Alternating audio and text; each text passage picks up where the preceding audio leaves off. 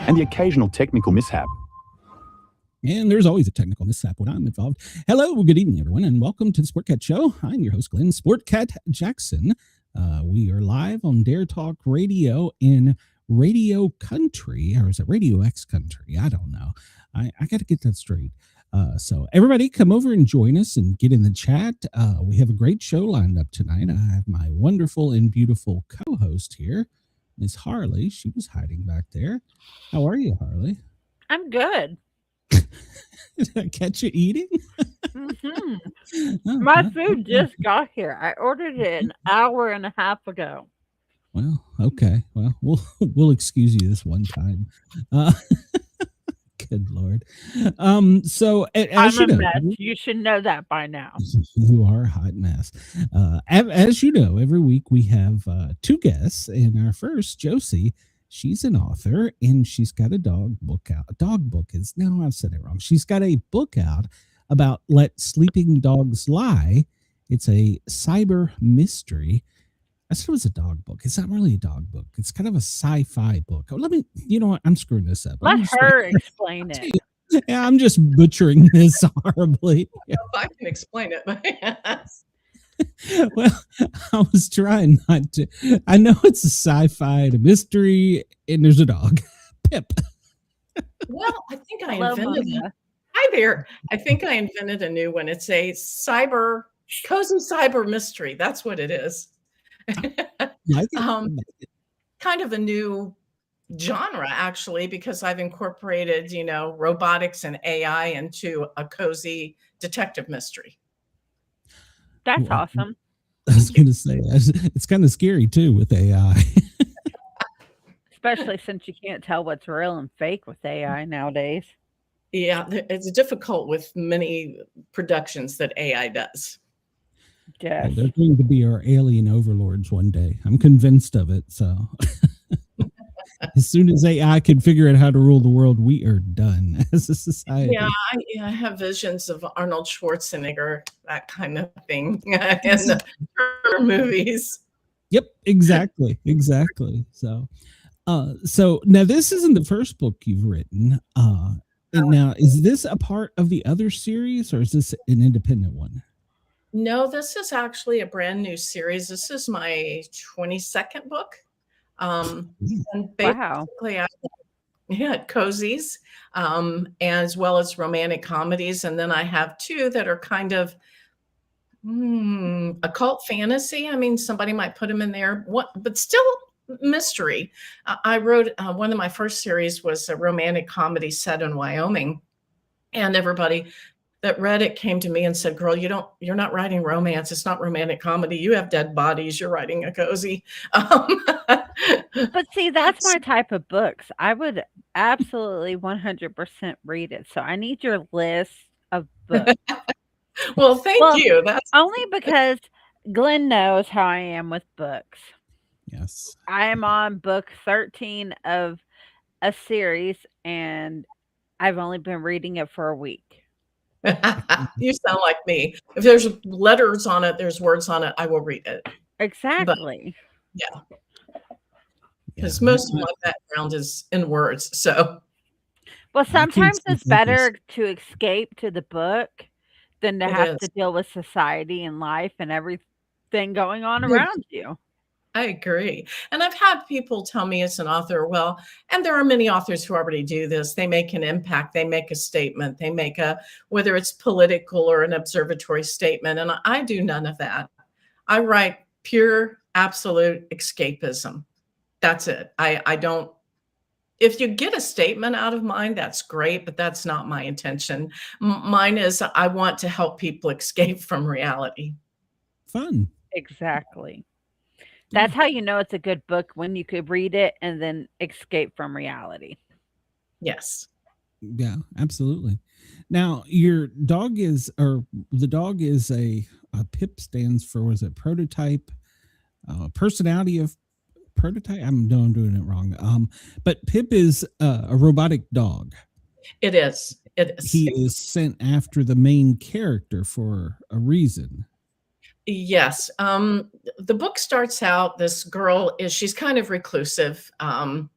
and she likes working remotely from home. She doesn't really like peopling because of an incident that happened. Her father was a Cincinnati police officer, detective. He was killed in the line of duty, and she saw it. So that kind of set her into almost a self-imposed isolationism. And it was her coping mechanism. But she works for a company. This company sends her to a tech conference at a local convention center. So she begrudgingly does it because she needs the paycheck. And as she's there, most of us go out and cope with society as a paycheck. That's it. Yes. So while she's there, she kind of meets a gentleman she went to college with, and he's the son of a tech person.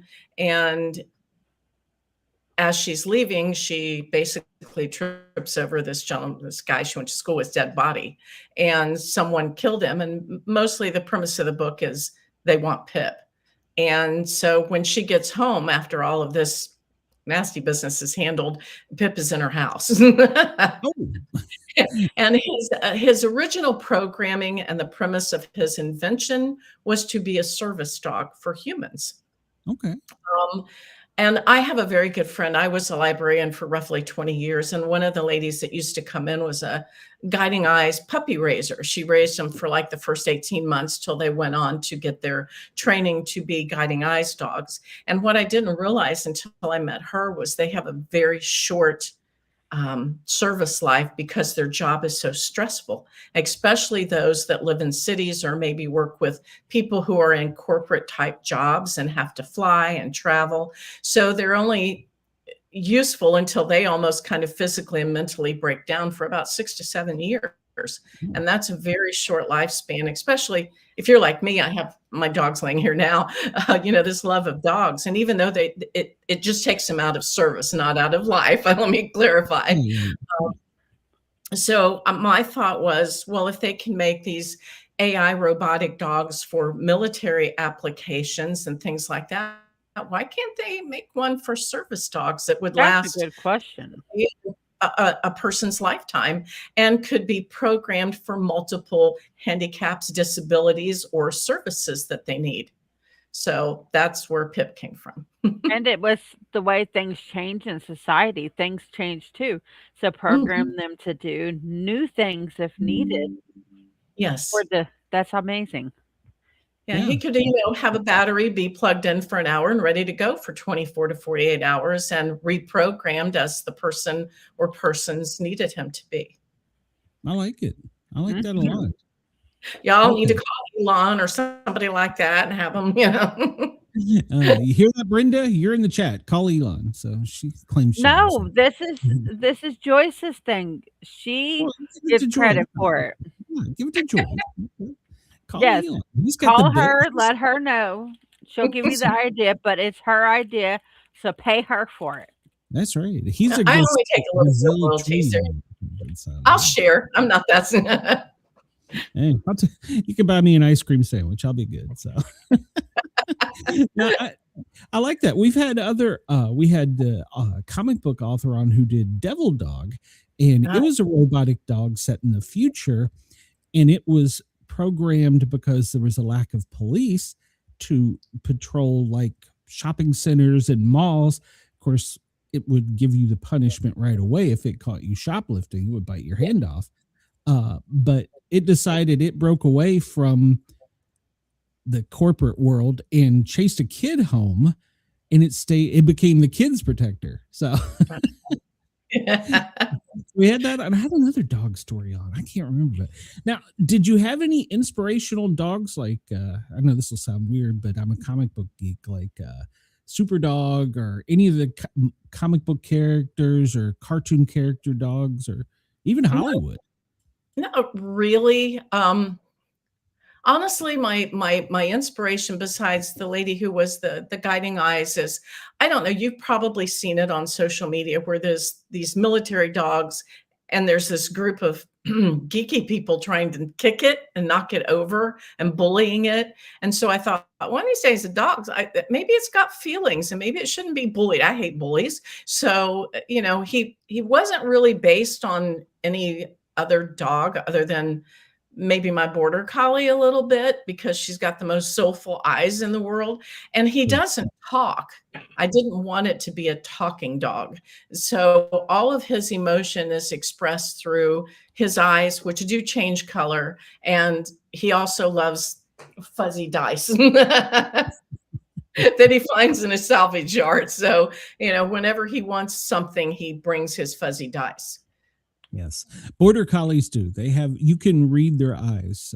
My dog, I spent the entire day on the computer and she'll just come up here and stare at me. I'm like, yeah, I know. No, she won't just stare at you. She'll go into that little spot right there on the bed where you could see her. And between the window and stare at you. Yes. So they have this stare. They're like, yes, exactly. So, like I have sat there and watched her while we do the podcast, just stand there and stare at him. Oh, we have squirrels and deer. We live out in a very rural area, but I threatened someday to get her a sheep. So she just herds my grandson when we're back in Atlanta. So. Well, that's I do like the premise of that, and you're right. They're using dogs now robot dogs now. I know Boston police were one of the first agencies to use them, and the military's been using them. In fact, they run the Boston Marathon now alongside the runners. Did you know that? Oh, really? I wasn't aware of that. Yeah. I'm not sure if they're armed, but like the military's armed. Was either until she found out that he was, but her father being a detective and killed in the line of duty, there is a line in the book where she looks at Pip after he does save her at one point. She saves him at one point and said, into every police officer's life, a little Pip should fall, for their protection as a police officer, a first responder, that type of thing. And to a point, I agree with that too. I don't want them to take the place of that human touch, but, I certainly would rather see the dog go out there and defuse a bomb than a human, especially if I'm related to it. So. Well, even if I'm not related, because a robotic dog can. Yeah. If they could teach it to smell like a dog, I'm sure with AI they can probably come up with something. They advances with that. They have some robotic dogs now that I know real dogs can smell something like 250,000 scents, and the robotic dogs now with the algorithms and chips and everything in them, they're getting up there, especially with explosives. I don't know about other things, but with explosives, they 20-some thousand different scents. Yes. At Walmart, they have this little dog that's a robot dog that you could buy, and it does everything except poop on the floor like real dogs. So we're going to get that for my son for Christmas. It does everything, like it walks, it scratches, it does everything but poops on the floor. Yes, something like that. But no, it actually looks like a dog. He looked like Pip. Oh, no, this one actually looks like a little husky. Oh. And then they have one that's poofy, white and poofy. Yeah. And we're getting it for my son for Christmas because I don't want to clean up after a dog. So she's gotta have a right dog. You hear my dog is talking to my mom right now, telling her to feed me. So she wants treats. So. Chris in the chat says, given the mixture of mystery and dog, I have to ask if Jocie was influenced in her career by being a Scooby-Doo fan like myself. Oh my God, I love Scooby-Doo. I think I've seen every Scooby-Doo cartoon since I was 8 years old. Yes. Yes, Scooby was my favorite. So one of my favorites. So, well, you talked about being a first responder. I told you backstage I was a paramedic, and one of the things we're in the just to circle back to the hazmat stuff. They have a machine. Well, they had a machine. This is 2001, so it's probably much more advanced now than we know. But you could literally put in just a microscopic amount of anything. I'm talking any chemical, any material, anything, and it would break it down within minutes and tell you where it came from, who made it. And I mean, it was incredible. So I'm sure they're making the advances in AI. So leaps and bounds. Yeah. I mean, it's almost like once they cross a certain threshold, then it's open season with having so many advantages to that. I mean, as many disadvantages as there is to AI, there's many advantages too. And I think in the not too distant future, there's going to have to be legislation and things like that that come with that. Oh yeah, they're going to have to. Well, I mean, a Figure lot out of people now are something. using it as their friends. You know, a lot of people are lonely and they talk to AI like it's their friend. So, I mean, I find it kind of weird, but I'm sure if you were alone, that if that was the only voice you had, you might do it. So, Yeah. So now I don't want to get too far ahead of myself. You said this was the beginning of a series. So is Pip in Hope going to be in the series for a while, or is the series about them, or how's it? This is the first book in the series. I have the second one 3/4 of the way done. So it'll be to the editor probably by the end of December. And basically it'll be up to the readers if it's, something that they want to read and that I can make an income from. They decide. So if they do love it and I get good reviews and sales, then I'd love to keep it up because it is tremendously fun. And I'm the friend you should never sit next to in a very serious situation. And this personality comes out in this book quite a bit. That's good. That's good. Now, so how long does it take you to write a book? It depends. Most of the time I can do it in about 3 months, unless, life gets in the way, and life gets in the way quite a bit, the real world job, life, etc. But realistically, 3 to 6 months. That's not too bad. No. No, I've had some people tell me months and years. And write one in about 60 days, but I can't do that. Oh, wow. That's a lot. Yeah, that's short. Good. I mean, I'm impressed, but that's not me. I couldn't do that. I can barely hold together a show for 60 days or 60 days ahead schedule wise. But yeah. Hey, I've got all of my show scheduled out till April or May. So you're organized. Whether we actually do them or not, that's a different story. Oh, I have great plans. The follow through. So you said 22 other books. Yes. The others were a series also? I have a couple of series. One is The Three Bears, which is the romantic comedy series. And basically it's the Bear brothers set in Wyoming, ranch families, blah, blah, blah, and the weird women that drop into their world quite literally. So it's a romantic comedy and it's meant to be kind of fun and lighthearted, but I still tend to put a mystery in the background. It's just me. And then I have one that's a tea leaf reader. She's in a mobile tea truck. And then I have a Tesla Files that is set in Ohio. And because I'm sure you've seen some of these science fiction things about these specific hangars at Wright-Patterson Air Force Base. And we'll just leave it there. I live in Ohio. You? Okay.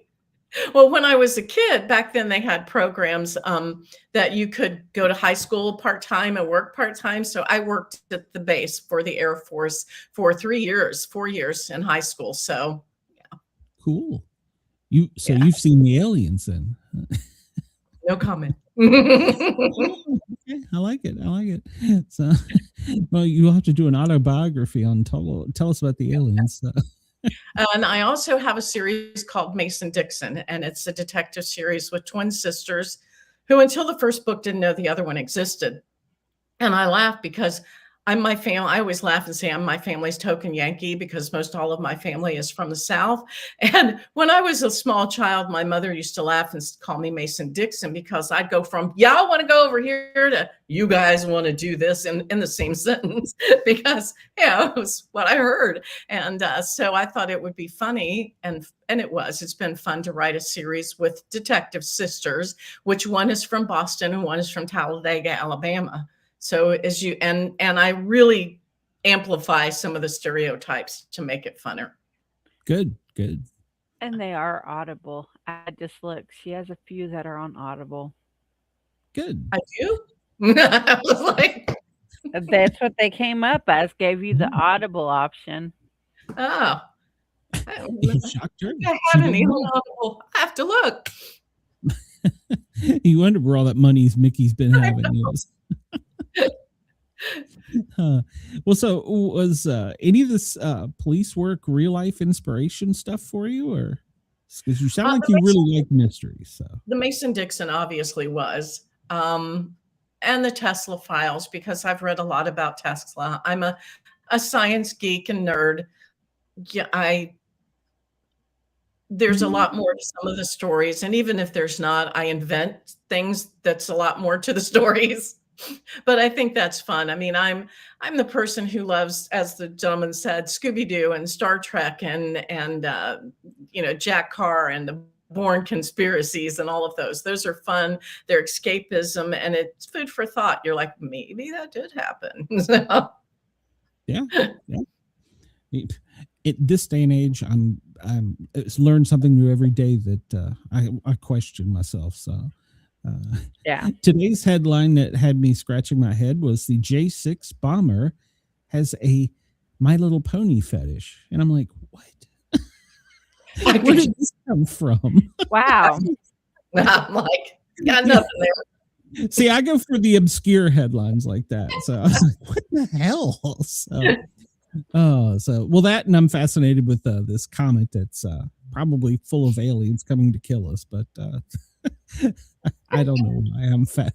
I'll read up on it every day. So, but I'm like you, a science fiction, and I grew up a comic book geek as well. So, yeah, and I love comic books, and I still do. Yeah, and being a librarian, there's a lot of kids, especially boys, that didn't want to read, and I would go, here's a comic book, here's a graphic novel, and the thing that I got though was the mothers would always go, well, hopefully that'll lead to other books, and I'm like, why? If they're enjoying this, let them just read this. They don't have to read War and Peace to be able to read well. So, no, exactly, I agree. And by the way, happy Dewey Decimal Day. So, thank you very much. Me and Dewey were like this. Today is Dewey. Yeah, don't ask me how I know that, but I'm just full of all kinds of worthless information. So. When you were doing Pip, did you have an artist do any drawings or anything for you to kind of give you inspiration, or not inspiration? Actually, but I used AI, and I plainly state that in the book, because when you upload it, they ask. The book was written by me, no AI. Pip itself was created by Grok. Yeah, I asked them to create this dog for me, Grok. I'm not sure how you say it, so apologize. But it created the dog for me, and then I created the cover from that. Okay, no, that's cool. I use AI for creating. In fact, if you saw our thumbnail for the show, it had a robotic dog on it, so it was Gemini. So, but yeah, I use it for everything because I can't spell now. I've discovered. First time I used it, and so I kind of felt like maybe I shouldn't, and then it turned out so cute. I thought, I got to use this dog. Hey, he made a picture for me for our promo, and it was AI, and it turned out pretty good. Did it? Yeah, I've seen a lot of authors. I mean, not many that use it to write their books, but a lot of them will use it for business, marketing and business planning and that type of stuff, because most everybody is either a single or a very small business, and you can't really afford to pay people to do all of these jobs, or it is difficult unless you're, James Patterson. So they use this, and it does it for them. And even if they don't use all of the suggestions and ideas, it just does give them a starting point and the ability to market, whether you're an author or an artist or a musician or even a small bricks and mortar building. It's a great idea to use it to get some ideas to market your business. Oh, absolutely. It's a tool. That's all. Well, that's the way I look at it. It's a tool. Yes. And some of the authors and artists I've interviewed, they have, some have shamelessly used it. Others have been like, I don't really talk about that, but yeah, it's a tool. I mean, yes. Now I know, she has listened to AI audio and it hates is horrible. I have read the series I'm listening to right now. It's horrible But the book's good itself, but the AI read part of it is horrible.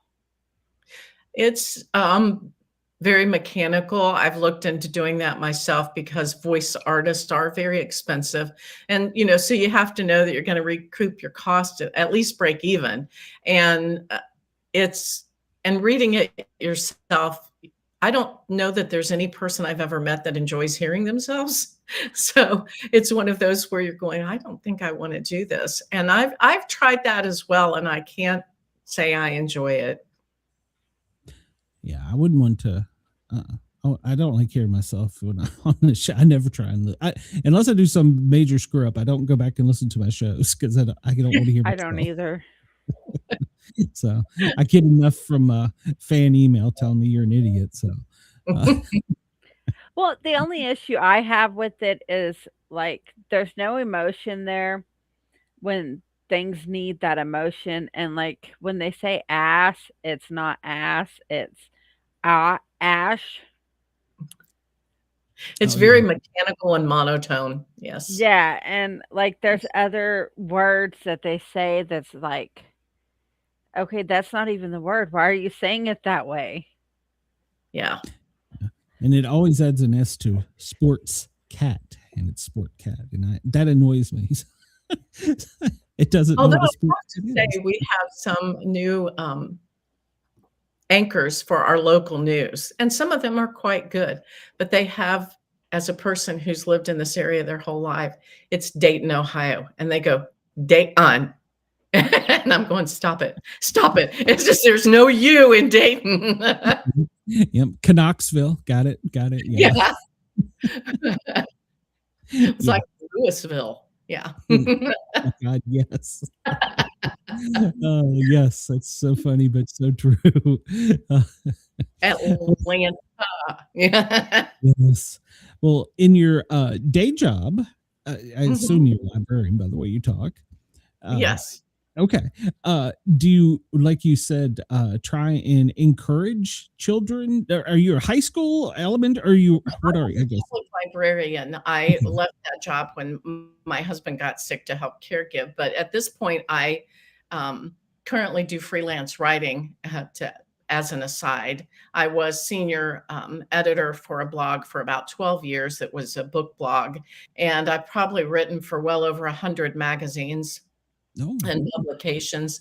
At one point, I was a stringer for a newspaper. I mean, I worked in advertising and marketing. So pretty much, I even did tech manuals. So pretty much everything I've been involved with has been words and, writing. Wow, that's impressive. It sounds better than it is. It's just you get to see the world from the typewriter. So there you go. A couple magazines, have sent me out to places though, actually. So that was kind of a perk. Yeah. One of those where I'm like, look, I'm an author going, and they're sending me. I mean, even if it was to cover a basketball game, it was great. Yep. I was in high school. I was a stringer for a newspaper for photography. So yeah, that's cool. And it's fun. Yeah. Well, until the year they sent me up in a Cessna plane and literally tied me down and turned the plane sideways with the door open so I could get the picture of the UT. Oh my, that's scary. That was no fun. That was no fun at all. So I used to hollered. My daughter was a pilot. She had her pilot's license before she had her driver's license, and her best friend's a wean walker. No. I'll climb the 100-foot ladder. Firefighter. So yeah. I think I'll climb the 100-foot ladder, but no, thank you. So I'll rappel, but not from a plane. So no, thank you.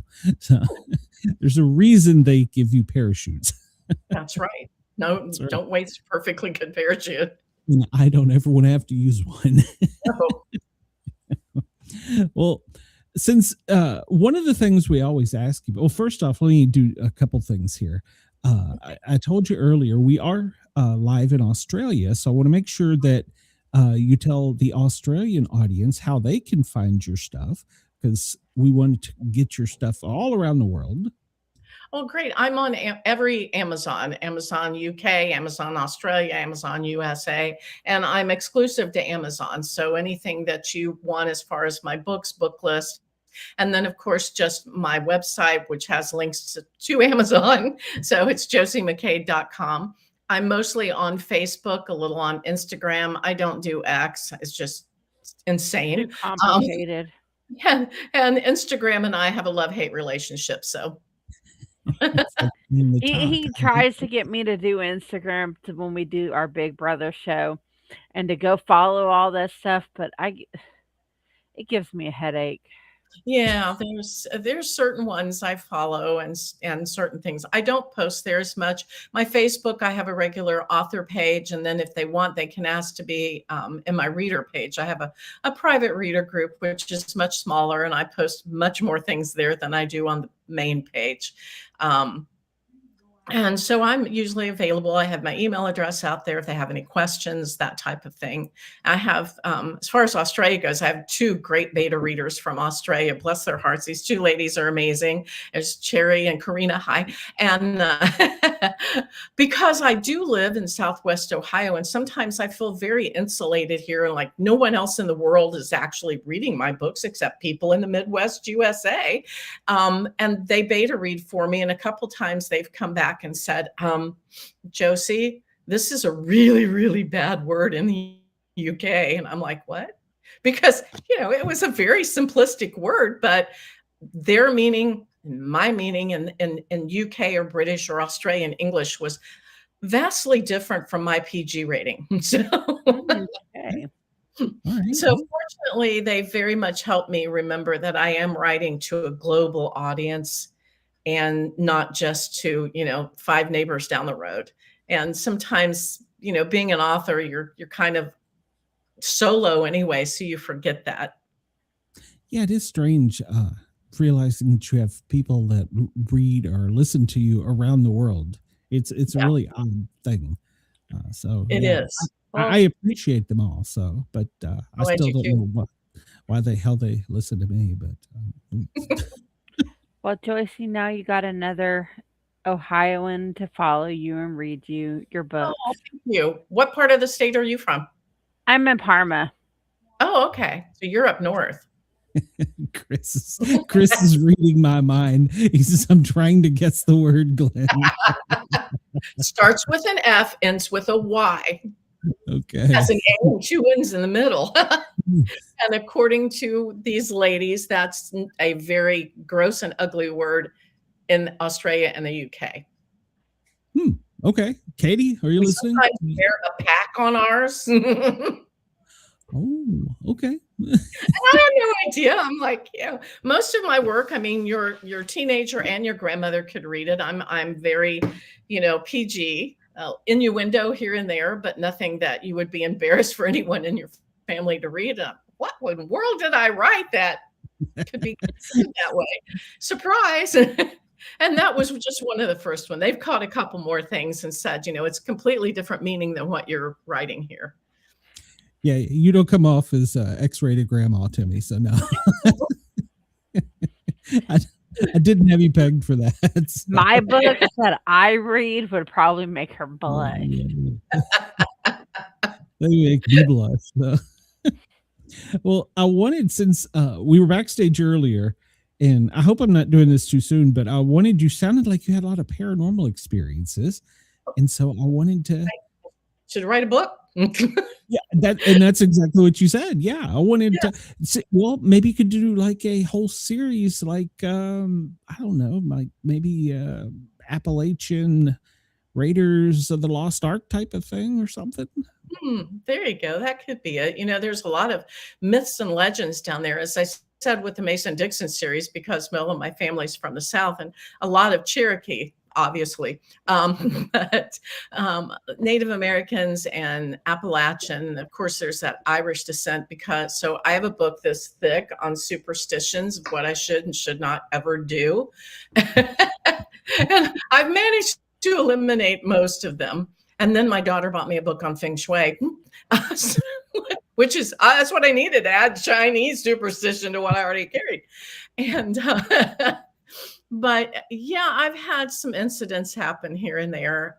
Probably one of the most visible ones that I could talk about was after I had my oldest daughter, we lived in an older house outside of Dayton, and it was probably built, I think, about 1920.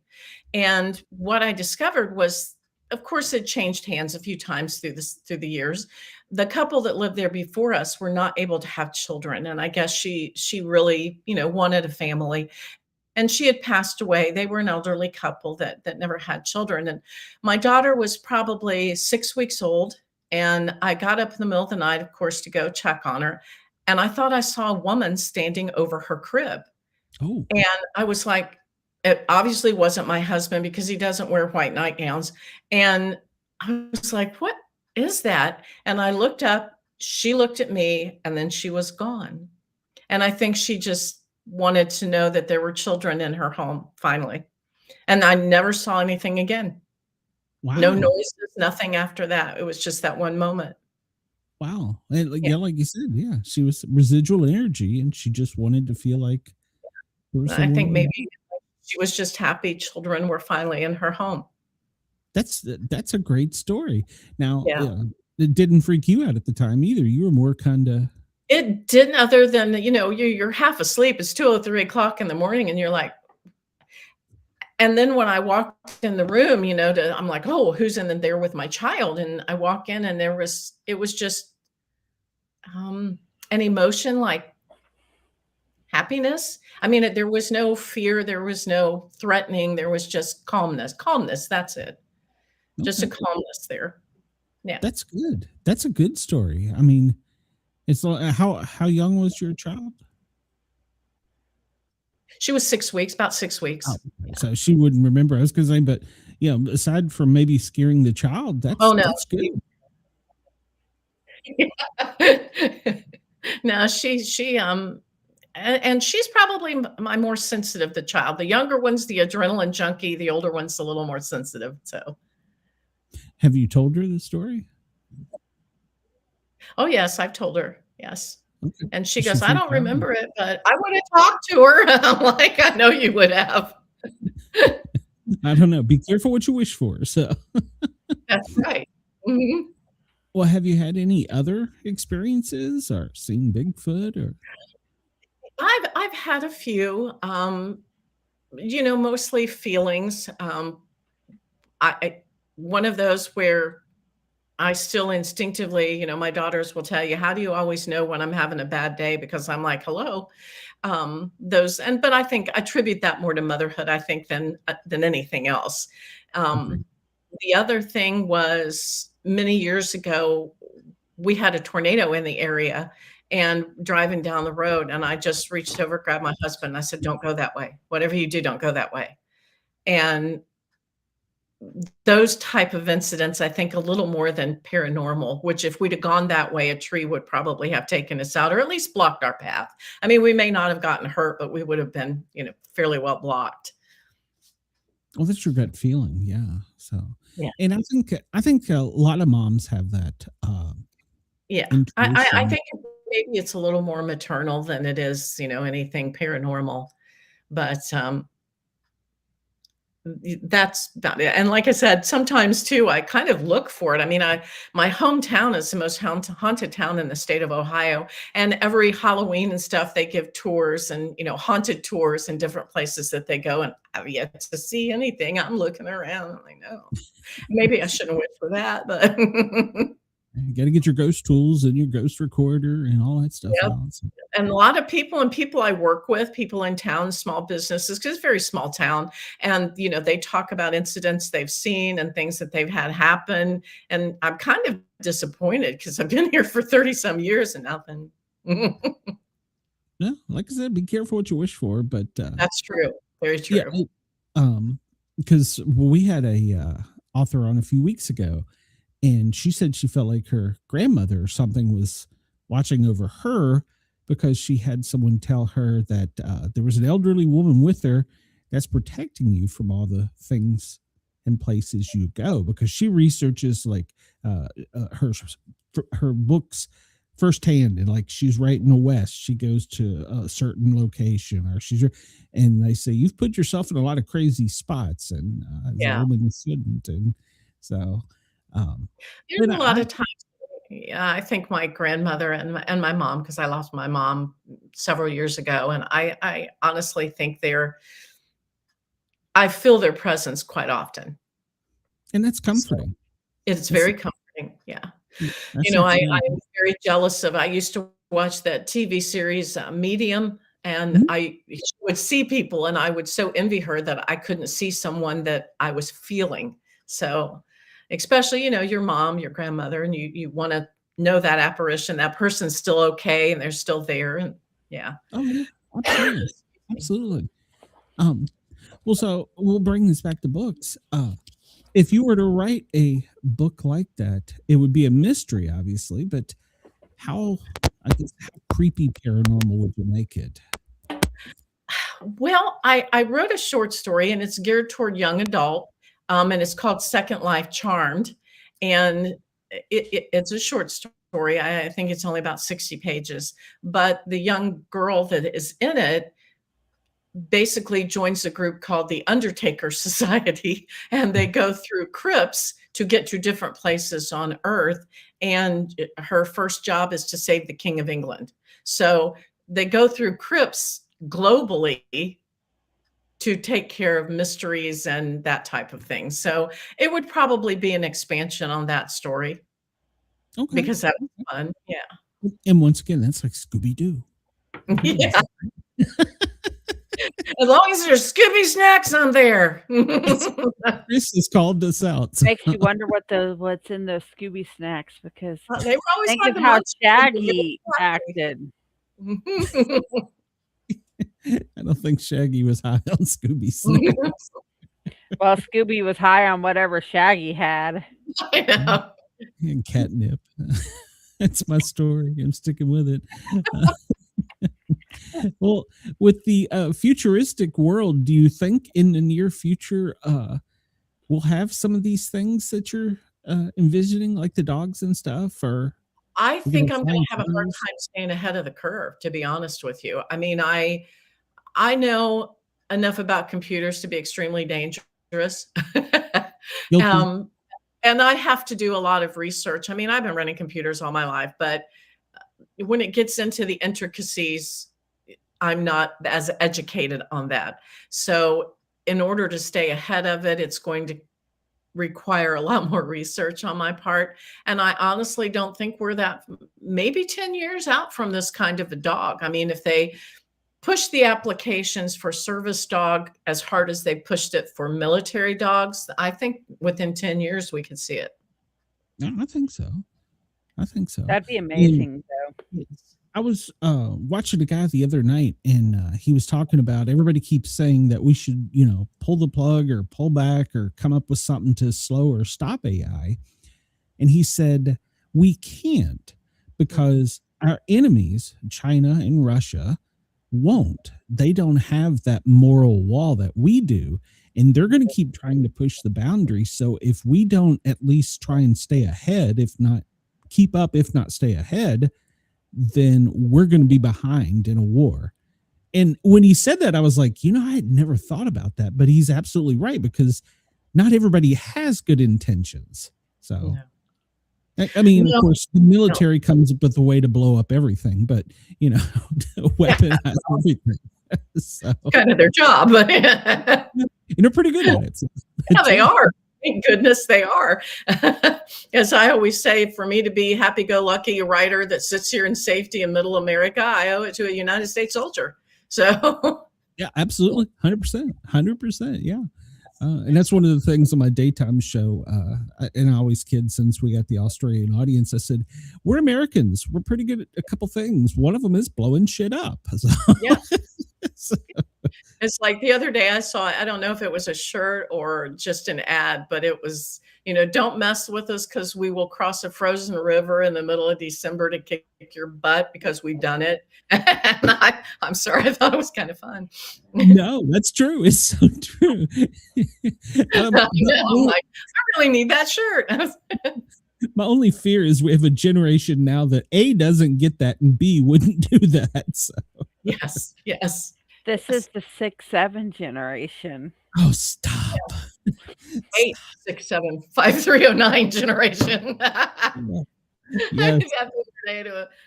My granddaughter said something about, do you know what 67 means? And I'm like, no, but I know what 8675309 means. So she had to go look it up. That's bad. I had to look up what 6'7" meant, and I'm like, it doesn't mean anything. Nothing. It's just to be aggravating. Because, we as teenagers were never aggravating. No, we just, my generation was the great cornholio. And we needed teepee for our bunghole. So, yeah. And this generation has no clue about that. And I'm like, no. Neither. Really? And unfortunately, to bring it back, it would be politically incorrect. No, they did bring Beavis and Butthead back. Like I saw the other day, where was I? I was watching TV somewhere, and they were saying how there's new episodes of Beavis and Butthead. I'm like, seriously? Wow. Yeah, I can't. Yeah. I saw Howard the Duck was coming back right before he came on. Oh, of course, you know who Howard the Duck is, probably. I know who Howard the Duck is. Jessica Rabbit. I mean, I don't know if they could make that one either. That one would be so politically incorrect. Yeah. I saw JD Vance had a meltdown over 6'7", and they were making fun of him on the internet about it because I think he's got a daughter, or he's got a child. I don't know what the child is, and in church, the child uttered 6'7", and he's like, "No."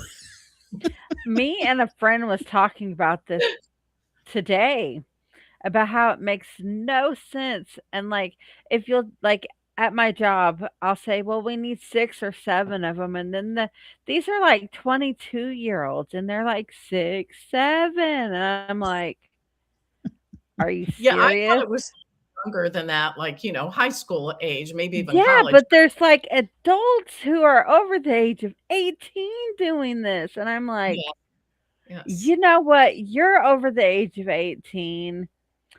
You need to stop. Well, I don't know. I didn't. Yeah. Grab them by the ear too, Harley. And there you go. I only have to put up with them for a couple more weeks. Get off my lawn, Harley. That's the way it is for me. Is give them the old man. Get off the lawn. So at this point in time, I love my children, but I don't like other people's children too well. Well, I always laugh. My kids, people hate them. Like, oh, they're teenagers. I love my kids as teenagers. Middle schoolers was a whole different thing. Well, middle schoolers are weird. I have 3 boys. Well, I have 3 boys and a daughter. My daughter's in college right now at Tri-C, about to graduate with her associates in speech pathology and American Sign Language. And then she's going to Cleveland State to get her master's and bachelor, whatever's next. I don't know. And she's going to finish that degree out. And then I've got 3 boys and they're all autistic. Every single one of them. And then my youngest son is autistic with oppositional defiant disorder. Oh. I love my boys. They could be they're a handful, but I wouldn't trade my boys for any of these little teenagers that I work with. Any of them. Yeah. Yeah, that's just the mom in you. Well, no, it's not that. It's like my kids were taught. See, I was raised by my grandparents. So how I was raised was different than my generation. So my children have manners instilled in them. And yes, ma'am, and no, ma'am, and manners. Yes. I always laugh at the parents today doing this. Well, you shouldn't do that. You shouldn't do the other. And here was my mother. Do you want to die today? Seriously. I was raised. My mother was a true Southern lady, and she could just look at you with this look. I mean, the Italian grandmothers say they give the evil eye. Oh, they have nothing on the See, I was raised in the South. I was raised in Oklahoma. And my kid, I grew up and I was an adult there. We didn't move here till 2018. Yeah. So I'm true Southern through and through. So my kids know. This world, I can take you out. Do you know how many times I've tell my kids that? Me Yeah. too. So, And but Oh, it's my mom and my grandmother was just the softest, sweetest person in the world. But when she turned around and looked at you or cleared her throat, that was it. Everybody shut up. see, Mhm. I've always been told that I'm the politest, rudest person that you could possibly meet Well, that's quite the compliment. because when I'm mad at you, I'm politely cussing you out, but politely doing it to where you think I'm being polite to you and complimenting you, but in reality, I'm cussing you out in the process of it. wait a As my minute, husband says, I can insult somebody and they won't know it until 5 minutes later. Exactly. And then, like, okay, because I'm from the South, my favorite thing to say is bless your heart. Mhm. And a lot of the northern people don't understand that's not a compliment. Sometimes it is, but not always. Well, Yeah. when you're talking to people and how you put it, it's not. Yes. Yes. annotation. 90% of the time it is not. Yeah. When I Always moved leave to them Atlanta, guessing I hard. still Exactly, Chris. That is what I do. yeah, when I moved to Atlanta, I still tried to keep my Southern gentleman up, and I opened at a QT, a gas station. I opened the door for a lady in front of me, and she stopped and she looked at me. She goes, "I'm not walking through that." And I'm like, "What?" She's like, "I don't need a man to open the door for me." And I'm like, "Okay, cool." I walked the door. I hate to Okay. break it to these people. I like having the door held open for me. Exactly. Nice. Not Exactly. only that, I return the favor. You know how many men have been carrying stuff out of a store and I will stop and hold the door for them just because it's the polite thing to do? I don't care Exactly. who you are, male, female, old, young. If you look like you need that door held open, I'm going to hold the door open. In my office that I work at, I will get up out of my desk and go open that door for those elderly people who's struggling to get in that door Yes, I do too. because Mhm. that's how I was raised. You got to have manners. And Yeah, my kids are raised the same exact way. My yeah. boys know you see a lady, you open that door for her. That's I'm how the reverse of that. I love to work on cars. Seriously, I don't rebuild engines and this type of stuff, but peripherally, as my husband says, I came with a dowry of a toolbox. And many years ago, before I met my husband, there was a gentleman whose car would not start in the parking lot where I was. So I walked over and I said, "Hey, I have jumper cables. Can I jump start your car for you?" And he goes, "Why don't you act like a girl?" I went, "Okay, you're on your own." So, that kind of the reverse of holding the door open, but that's the only time that kind of incident has happened to me. But I think sometimes me offering to jumpstart a car or any woman kind of takes men aback sometime because it's not common. So, No, especially in the north. So they don't have the skills up there sometimes to no. cope. So And it's not something most women do or want to do. I mean, I love cars and, yeah, but I love classic cars, so. yeah, oh well, me too. But if mom called and said she needed, I'd be like, I'm on the way. So, well, not when I'm in Atlanta, but so Jocie, before we let you get out of here, Yes. what is the next book about, or can you tell us any little sneak peek? It's a continuation of where this one left off. This one, I don't want to spoil it, but at the end of it, Pip is in trouble and he's gone dark. And so Hope and her kind of rekindled romance and her renter who doesn't pay rent um, go to help rescue him. And in that rescue is when they discover another dead body. And I'll give you one little teaser here. The dead body is her father's ex-partner. Ooh, yeah. Well, you already had me with the dog, the robotic dog. The dog, it's like the actors tell you never appear with a child or a dog because they'll always upstage you. The dog will upstage you. Absolutely, I can see that. So Yeah. No, you had me with that and with the storyline, and then no, I think you actually, by telling us towards the end of this book, I think that kind of give us a good hook to bring us in for more. So yeah, I like it. Thank you. Is unlike Harley, I have to Kindle. So I got Kindle too. but it's on Kindle. Okay. Yeah, good. it's on Kindle. All right. Yes. Well, I'll have to check it out. So just to reiterate, anybody wants to find you, I will place your website. I think I already got it in the show notes, but if not, by tomorrow afternoon, it will be. And they can go to Amazon and find you. Yes. And do you like to hear from readers, fans, or some people? Oh, do I love something? to hear from them. Yeah, honestly, I have a file of pretty much every fan letter I've ever received. Because you're thrilled that you can actually make somebody happy for a few minutes. I had one gentleman write me. It was actually a story I did about the honor flight.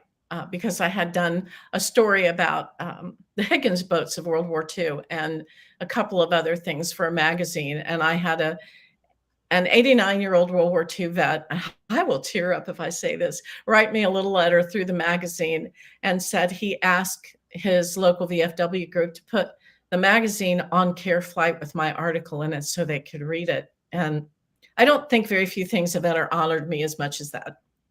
Wow. No, Yeah. that is an honor. No. Yeah. And the honor flights are a great thing. So wow. Yes. That's cool. So Yeah, see, you're and that was multi-talented. You're not just Scooby-Doo awesome. writer. So, I'm sorry. You're multi-talented. You're just not a Scooby-Doo writer. You can start a car. You can In other words, I don't know what I want to be when I grow up. Me either. Me either. Jocie, when you get the next book finished, come back and holler at us. Oh, great. I appreciate that. Thank you. I will. I would love to hear the stories, and hopefully by then Harley or probably Harley will have know all about Pip. I probably am the slow learner here. I'm still on like page 3 of a book. I already have it downloaded on my Kindle. Thank you. That's awesome. She'll be done by tomorrow. Well, I just hope that she likes it. She gets to escape for a little while. I hope she does too. Jocie, I hope that the fans in Australia reach out to you. Also. And hope the fans reach out to you and get in touch with you. And like I said, come back with your next one. We'll be glad to have you. Thank you. Yes, I go appreciate get her books, guys. Oh, thank you. I appreciate that very, very much. Thank you. All right. Have a good night, Jocie. We'll talk to you soon. You as well. Stay warm out there.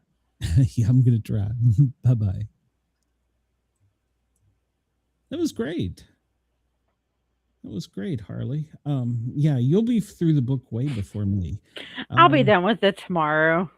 Probably. All right. And started on another one of her books. Let me hit a button here real quick, and we will be right back with our next guest. Buckle up for another wild ride. Bold takes, sharp commentary, no filters. It's Sportcat's Daily Gazette, overnights, only on Radio X Country.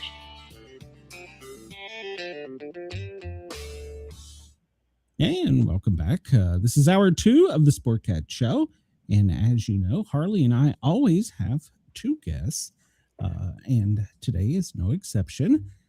We just had Jocie, but now we're going to switch gears a little bit.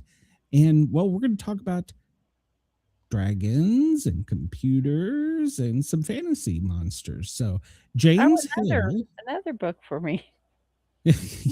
Well, you've got another series here. Let me bring James out, and he can tell us. I like fantasy, and it's James. I've read a few of his books. You are muted. Yeah, James, you're muted. There we go. So I've read a few James books already. Oh, nice. Thank you. Yeah. And did you like them? Last time he was on the show, I went and read them. That's right. Yes, I did. Okay. Yeah. I actually passed it on to my friend, and she read a few of them. Oh, nice. I like that. That I like. I really like people to pass the book on after they read them. Give them to somebody you like if you like the book. Give it to somebody you hate if you didn't like the book. I remember last time you were here, some of the best advice I tried to give to the wife. We were talking about buying beach houses, and you said Virginia Beach.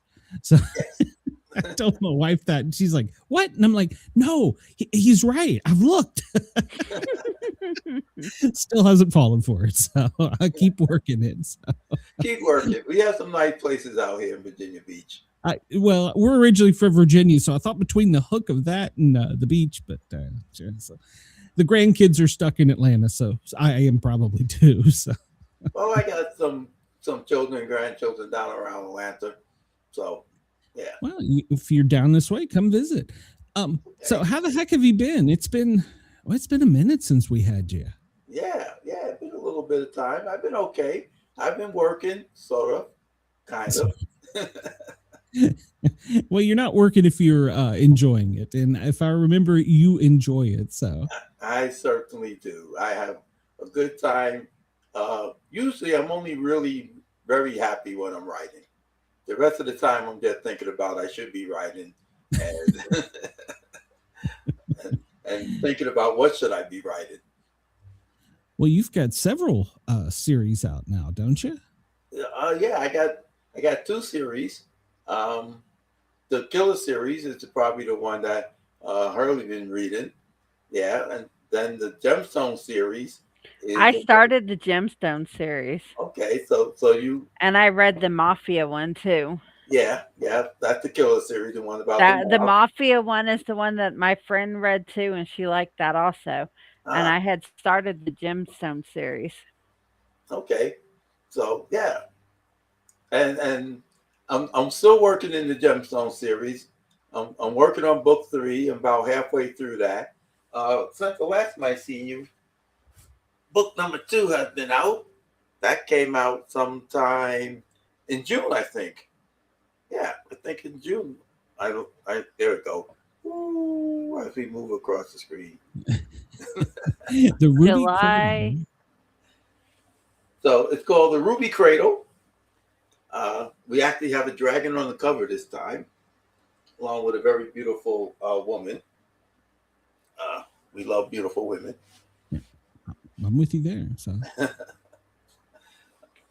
you like to write about the fantasy, and then you also add in a little real life stuff with like the Roman and stuff like that. Yeah, it's a historical fantasy, so there's some real life stuff in there. I would say I was a B+ student in history. Not really good with the dates, but I remember the stories, and I like to, throw my own stuff in there when I had to. So if I didn't remember a fact or something like that, I made stuff up. What the heck? That's what is it, author's prerogative. So yeah, absolutely. Yeah. So the Ruby Cradle takes us back to 1066, to the turn of the century, the fall of the Roman Empire. And we all know what happened in 1066. Well, for those who don't, it was the Battle of Hastings, when the English lost England to the Normans. And I'm watching Robin Hood now on MGM, a series, which is about the time after the Battle of Hastings, which I didn't know Robin Hood actually took place in that time period. They were in 1100 something, and it's the Normans against the Saxons, and like I said, I kind of knew they were Saxons, but I didn't know that it was somewhat the Normans, how they kicked everybody off their land, and that's what the whole idea behind the Robin Hood story was. I just remember Robin Hood, was sort of a noble guy, and he lost his land and all that kind of stuff, and then he started going against the other people. But in my book, we're right in that time period. So, because in Tell, the Emerald Lady, they released the dragons. So in the Ruby Cradle, Zabella got to go to Rahima, her grandmother, to find out how they captured the dragons in the first place. So that's why it's called the Ruby Cradle. And that's what the main gist of that story is about. We kind of time travel back in time in a very special way. I won't give it away. You have to read the book to find out. And she goes back to find out the history of the dragons and the whole war between the mermaids and the dragons. Yes, I remember you talking about that in the past. So they didn't like each other. So wasn't that right? They didn't like each other. What's that? I was saying, didn't the mermaids and I want to say the dragons or the grandparents? Somebody didn't like the mermaids. Well, they didn't like Rahima so much. She had a thing against men, and so that was in the Emerald Lady. She was at war with mankind, and so she kind of like caused a split in the mermaid realm, and so the mermaids were kind of fighting each other, and so during that fight, or because of that fight, they wind up releasing the dragons back into the world. And then you find out, okay, no one really likes the dragons. In this case, the dragons are bad guys. And I happen to like dragons, but somebody has to be the heavy. So the dragons are the ones who's carrying the weight. And that's how that's going. So between men, dragons, and mermaids, all three of these beings are at war with each other, so to speak. Okay. So when you traveled back, or when she traveled back there, did you feel it was more important for her to hear it from her grandmother rather than to like read it from an archaic script? Did it give the reader part of the crux? No, there's a little difference. I guess we're gonna have to let the cat out the bag here, since it's Sportcat. She actually lives her great-grandmother's life. Okay. So she experiences everything that happened to her great-grandmother in this case, because as you know, mermaids live 1,000 years, so they have very long lives, and she goes back to live her grandma's life. Rahima takes her back in time to live her grandmother. Oh, wow. Where do you come up with this? You've got such a great imagination. Lack of sleep. Sleep deprivation. Lack of sleep and beer. Well, that will do it. Yeah. Now, do you so have you finished the other series, the Killer series up, or? Yes, the Killer series is all done and put to bed. We have 4 books. The last book was Killer with Ice Eyes, which I was going to say I have that over here, but no, it's on the other side of the room. So that was the last book. That was Maria's story. So she ends up being the last character in the story. So we learn how Mojo's daughter ends up. So you got 1 and 3, 2 and 4. So you read 1, you can read 3.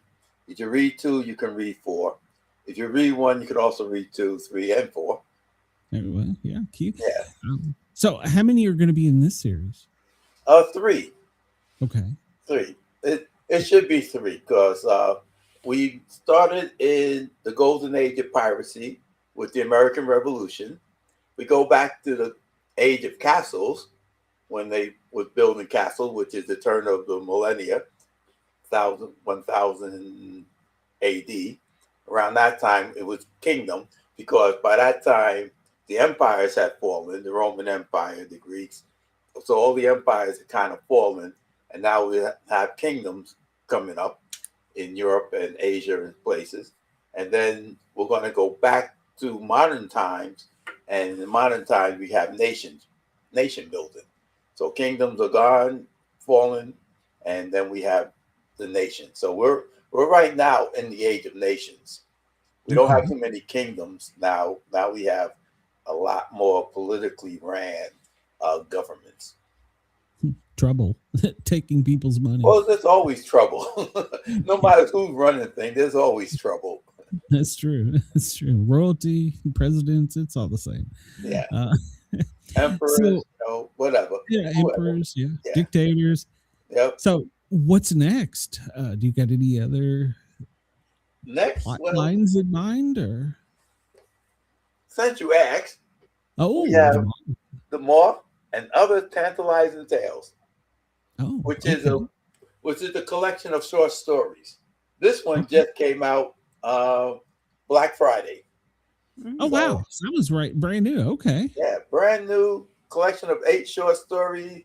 They go back in time from my time this time, not, historical time.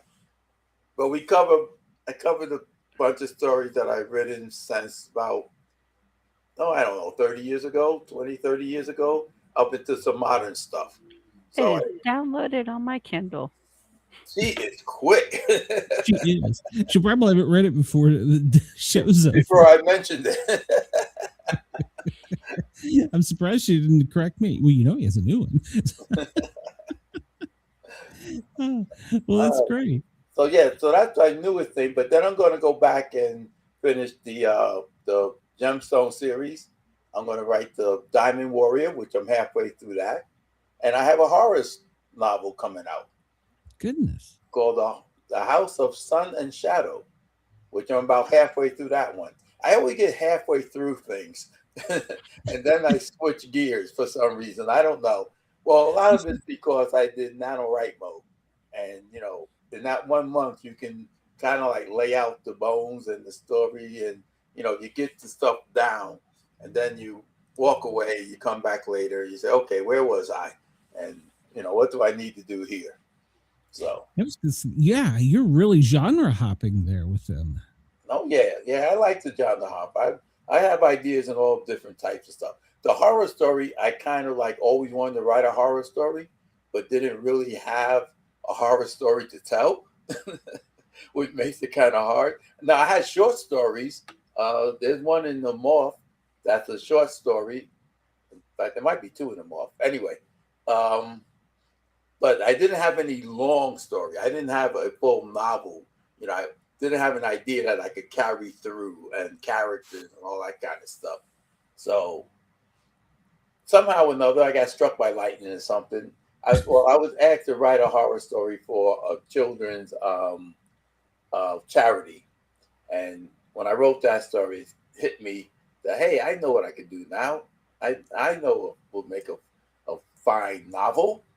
And so I started working on the House of Sun and Shadow, because I was supposed to be working on the other Gemstone story. And, You're not married, are you? Not anymore. Oh, yeah. I was going to say, yeah, you don't have anybody to keep you in line there. No. I'm left to my own devices, and that's a bad thing. Yeah, we can't be left alone. Yes. Yeah, see, I have Harley to keep me in line. So, well, with the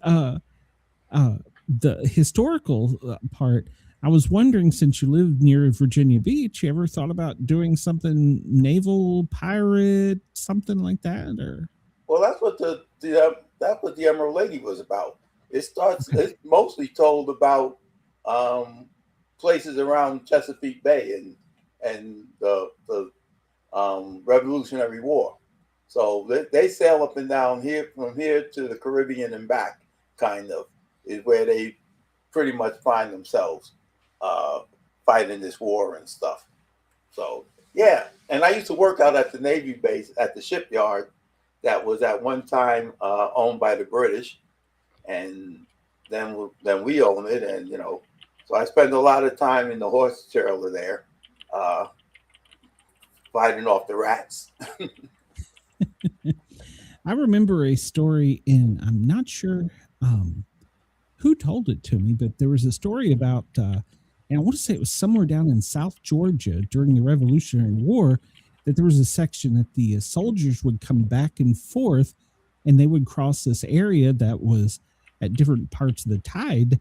It was high tide, you could cross it. It was low tide, or I'm sorry, if it was low tide, you could cross it. It was high tide, depending on the weather, you might be able to.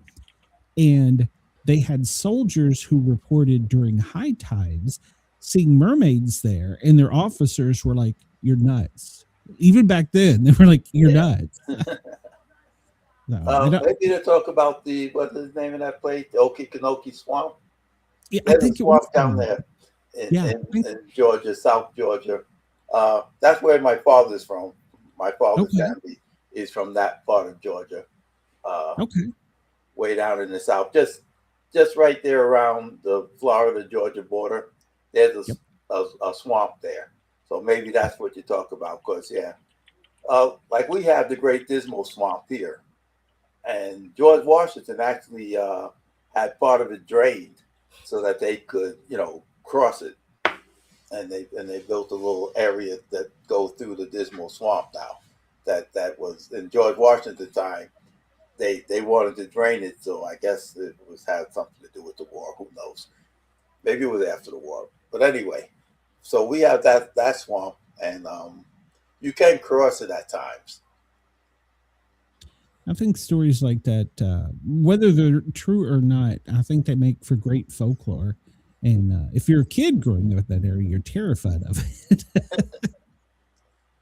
Yeah, when I moved down here and I seen the Great Dismal Swamp, I was like, oh man, that ought to be something. And then I was in it one time and I was like, okay, I don't really see the greatness of this place. Maybe someone, is trying to sell it more than what it is. But it is a swamp and it's like, okay. And then it was on fire for like years. What? Yeah, because underneath the ground, they have peat moss and this stuff.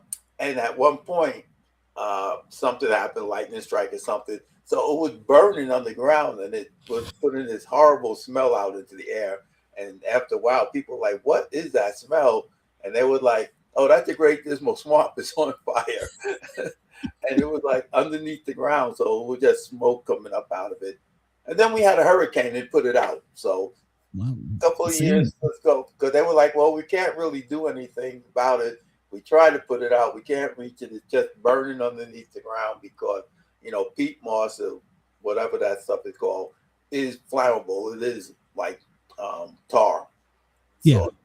So that stuff is flammable. So they couldn't really do anything about it. They said, well, it'll burn out in time.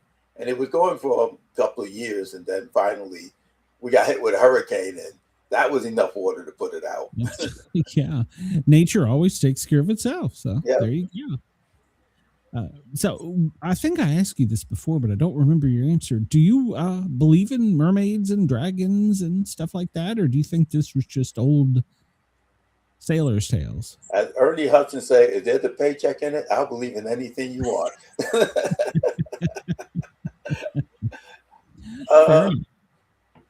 I believe that dragons came about because people found bones of dinosaurs and they probably imagined, well, what else could it be? This giant beast that they found the bones of, and what else could it be? And of course, what was the best weapon that you can have? Fire. Everybody knows fire is great. Yep. And as for mermaids, that could be mermaids. We would never know. I mean, they would die in the ocean. Their bones would sink to the bottom, and you wouldn't. We'll never know. We'll never know. Yeah. So, interesting enough, Tim Burchett, the congressman here from East Tennessee, he was talking recently about there's underground bases where there's alien life. Oh yeah, they always talk about that. I was like, wait a minute, maybe they're mermaids and mermen. Uh-huh. Well, if they're alien, I mean, who knows? Yep. They say octopus is supposed to be alien. There's no real tie to anything else on, that the octopus are tied to. Maybe squid, but they're not really quite the same. So. And Lord knows there's some great sea stories from those. So. Oh yeah. They said there's an alien base on the dark side of the moon, and that's why we haven't gone back to the moon, because we were told to keep our hands off.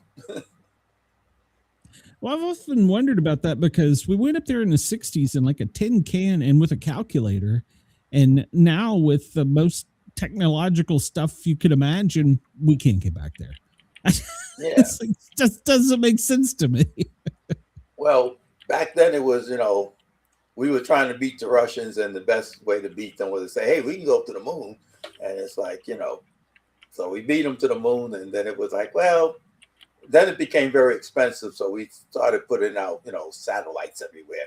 it's a lot cheaper and easier to send a machine somewhere, take pictures than to send somebody up there to take pictures and hit golf balls.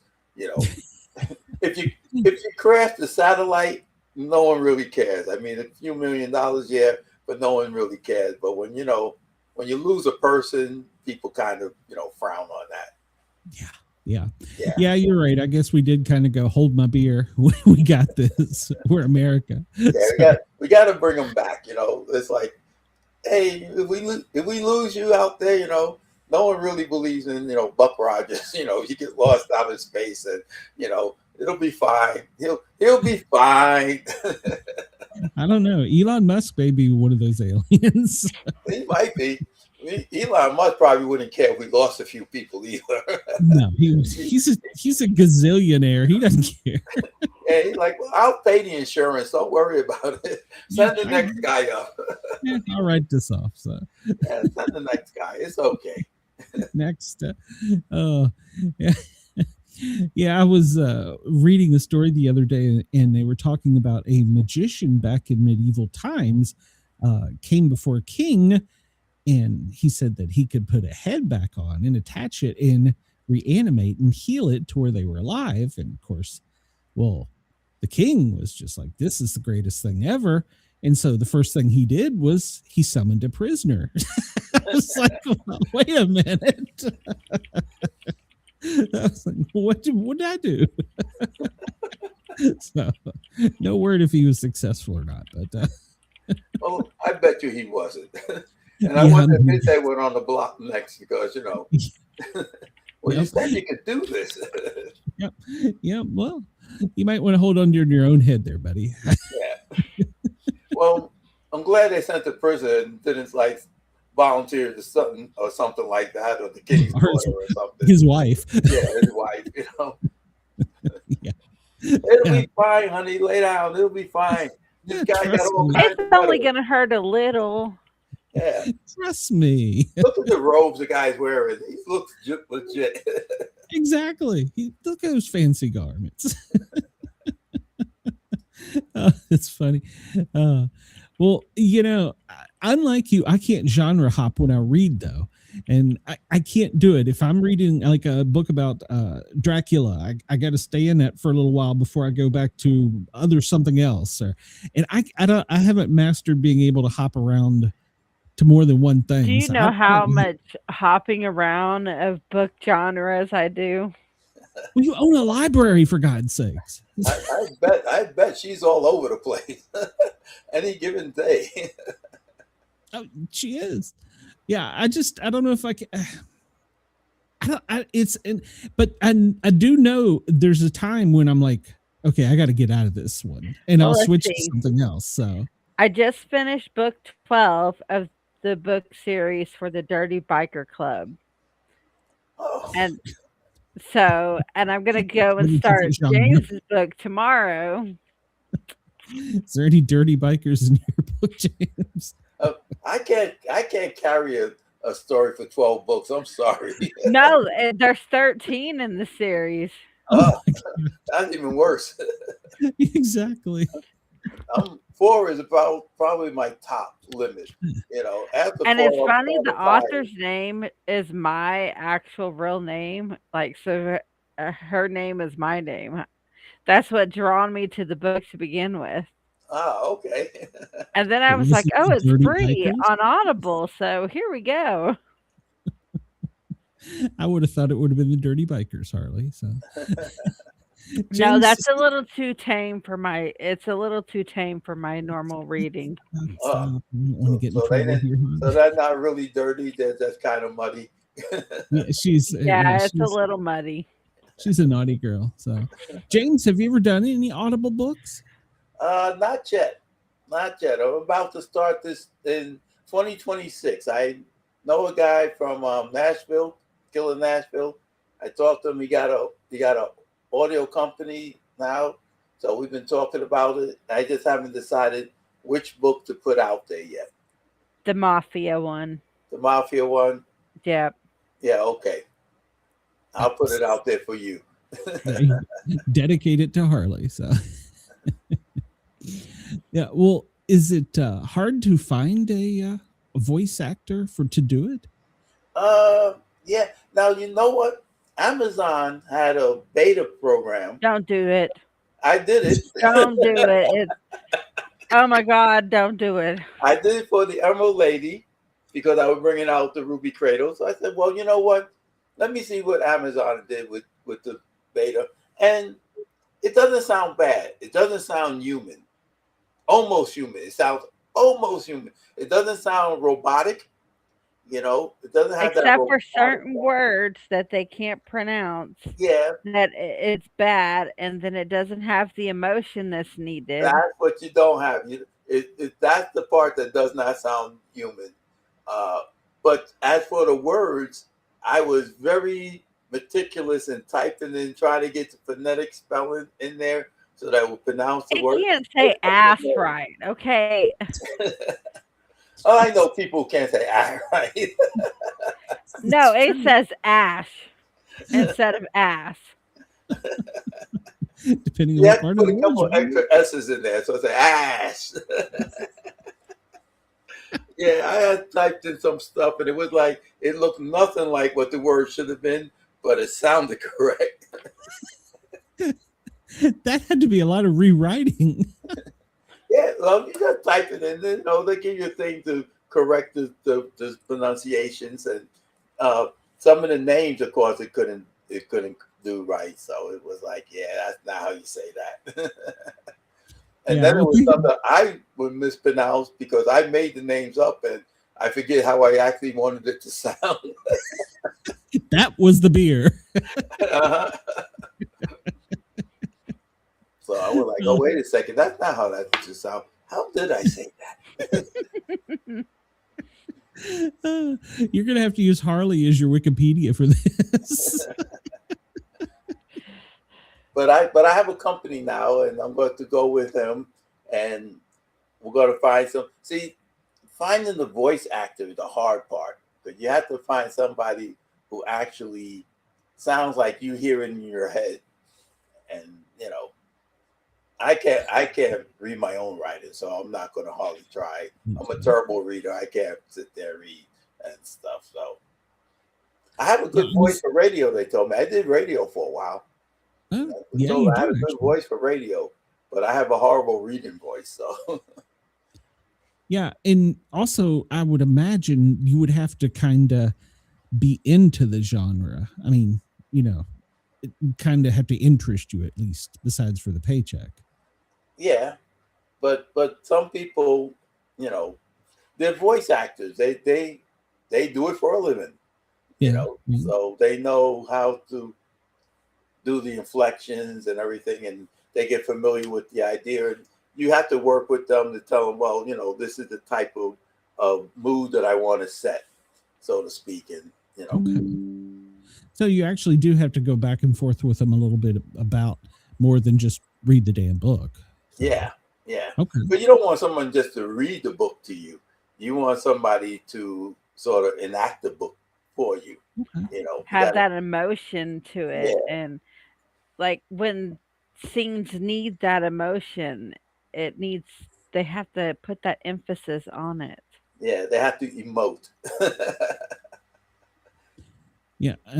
See, Harley and I differentiate on this. I can read a book, but listening to a book puts me to sleep, whereas reading a book puts her to sleep.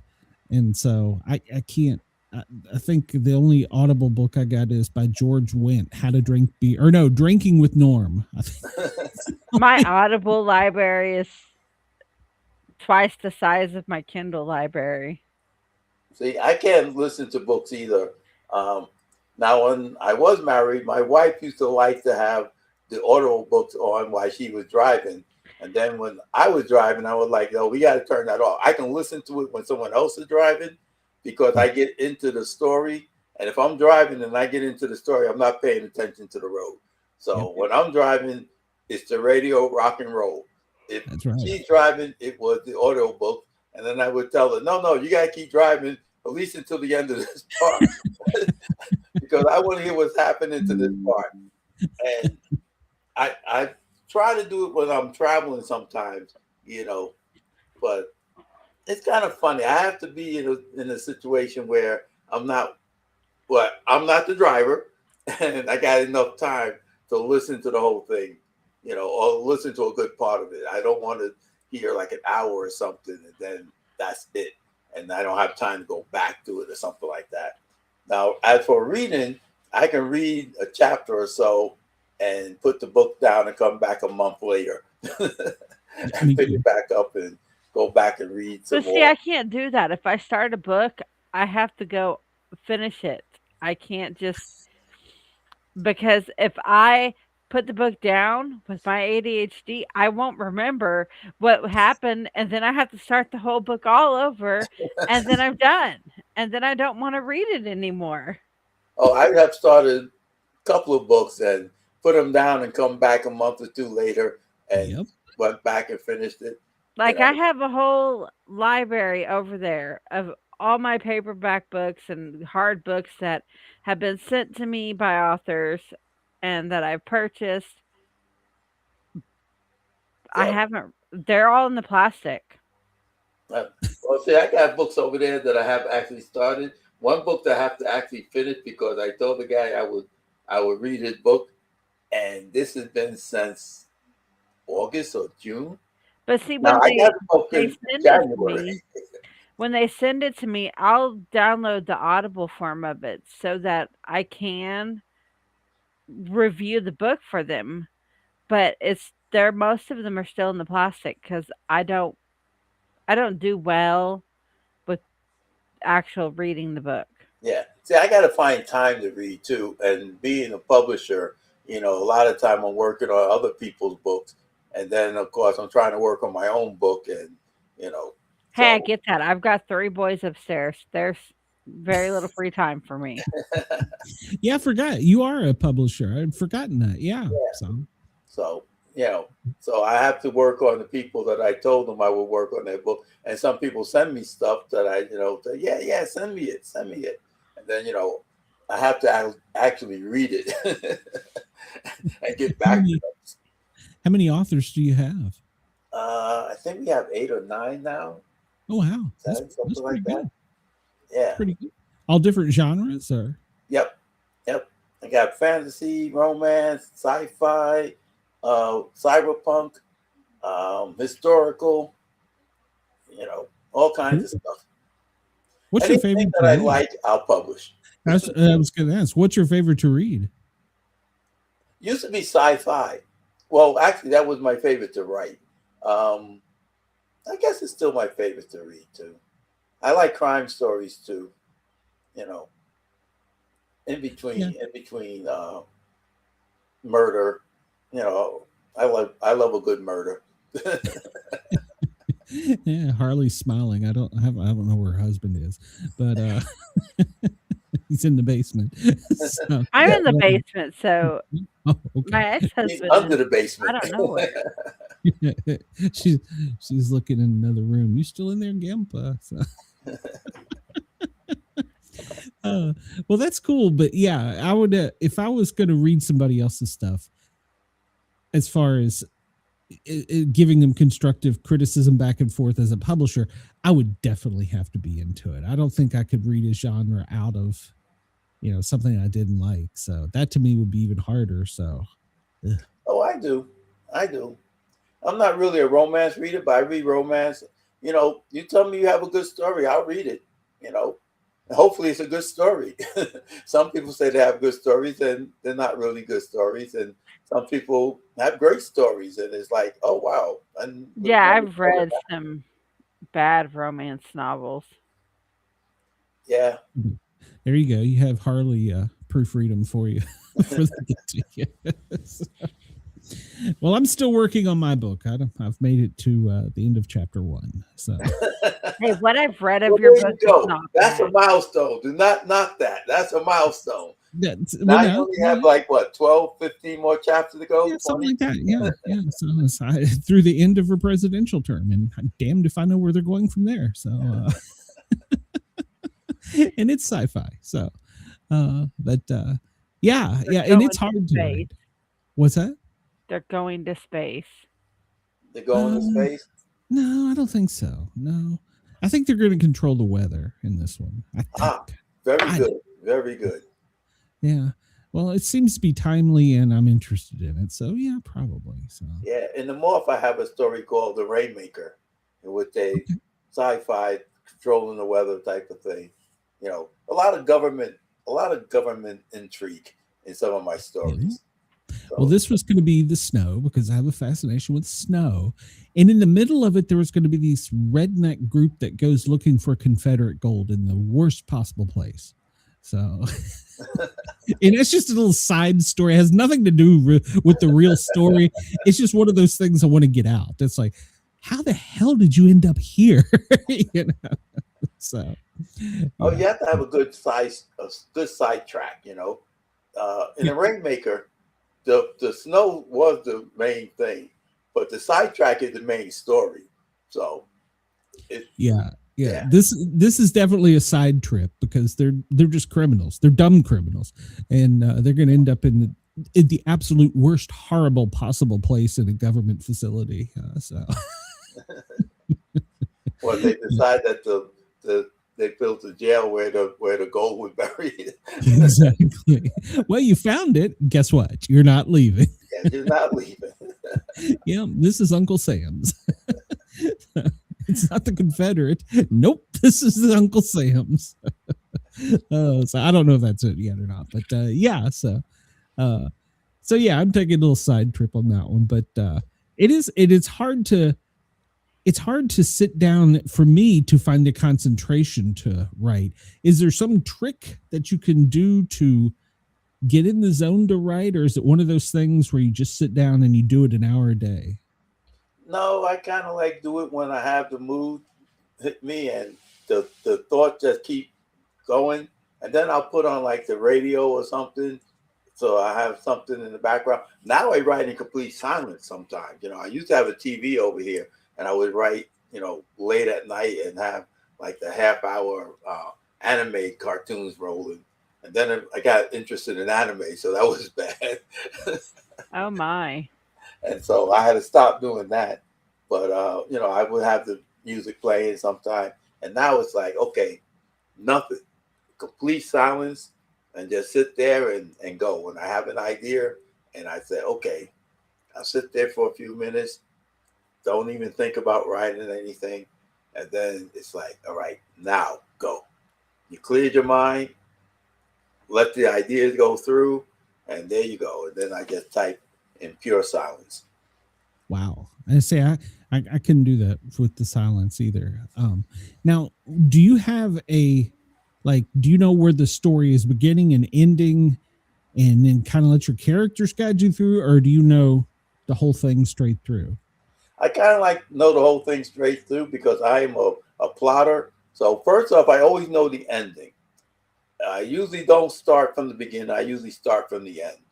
I know where I want to end up at with the story. I know my main character and where he's going to wind up. And then I'll have to figure out a beginning on, well, what put him on that path? How did he wind up going that way? And then I'll, you know, work out the major details in the middle. And then once that starts going, and once I got all that planned out, then I start writing, and whatever falls in, you know, things that come in out of left field, and, you know, who knows, I'm staring into the sun, and and just before I go blind, I was like, oh, that's a good idea. Let's do that. I take it you don't have an outline. I do. I have everything outlined. I have chapters outlined. I have character outlined. I do all of that before I start writing. Bless you. Thank you. All of that before I start writing. Usually it takes me a good year or two to plan a book, unless I was doing nano-write mode. When I did nano-write mode, I just came up with an idea, an ending, and a title, and that was it. It was like, go for it. Then I would make my outline and everything, and then I would just, you know, go for it, and try to get to the 50,000 words, and, you know, that was fun. They don't have nano-write mode no more. No, I haven't heard that in a they long died. time. They had problems, and all of a sudden, then they just canceled it altogether. So that bad. I like 9-right mode because, there's not a lot happening in November. My Giants are usually losing and have lost so many games by November that football is no longer fun. Commanders, yeah. I'm with you. So our season was over week 2. So yeah, we won 3 whole weeks. 3 straight losses, 3 whole weeks, and then it was like, okay, that's it for you guys. And then we got Jackson Dart, yes, and Scatterboo and everything, and we won 2 more games, 3 more games, and we were like, oh, this is going to be great. Yeah, they put the rookie. First of all, I didn't think they should have put the rookie out there. Oh, what do I know? He's great and everything. And then, of course, Scatterboo broke his leg or did whatever, took his knee, and was in Hey, I live in Ohio. Our college team is the team we root for because our professional team is never going to go anywhere. They suck big time. Yeah, you got a great quarterback now with Sanders. They still suck. The quarterback for the Giants, though, he's built like a linebacker and plays like one. Yes. And that poor guy gonna learn to slide. Yes. Or actually get out of bounds, because you're still in bounds. They are going to hit you out of bounds. Yep. He's running down the sideline like, 1 more yard is not going to do it for you. Get out. Yep, I love watching him. Well, I love watching Jaden Daniels too, but no, stay in the pocket. You're too skinny. It frustrates me sometimes, but we're probably boring Harley with the sports talk. But no, it's fine. I love every now and then. The 2 things I do is I like to do shows and watch football. When football's off, I'm lost. So yeah, so it's like I'm kind of glad. Well, I'm not glad the Giants aren't doing well, but it means I don't have the part-time job of watching football, because it doesn't matter what any of the other teams do. The Giants are last place and will be in last place. No, the Browns are. I don't know. We can get the first pick if we don't win another game. But last year we had a shot at the first pick, and what did we do? We won another damn game and dropped down to 5 or something like that. Yep. It was like, come on, can't y'all even lose correctly? Come on. Of course not. I did hear good rumor about the Giants. Well, it wasn't good if you're a Commanders fan. Supposedly Tomlin is being courted by the Giants, and I was like, no, stay in Pittsburgh. No. That might be good. I wanted the Chin to come over. What's his name? Are you talking about the guy from New England? No, the guy who was there before Tomlin. Oh yeah, I can see his face. Yeah. He does color now on CBS. Yeah. Yeah, I wanted him to be our head coach. When he would have been a good one. Yeah. There's something about Giants football that is a lot like Pittsburgh football. It's in that smash mouth, in your face. So yeah, absolutely. So that's why I said, I was like, no, please not Tomlin. No. So not as a Commanders fan. So it was horrible. They fired both our coaches, and I was like, they should have fired them a long time ago. As long as it's not the Cowboys. That's you've got to probably be like, as long as it's not the Eagles. So well, go Cowboys. We hate the Cowboys more than we hate the Eagles or the Redskins. Well, the Commanders now. Yeah, got to be politically correct. We never called them the Redskins. We called them the Deadskins all the time. Yes. They changed Ohio's baseball to the Guardians, and it just doesn't sound right.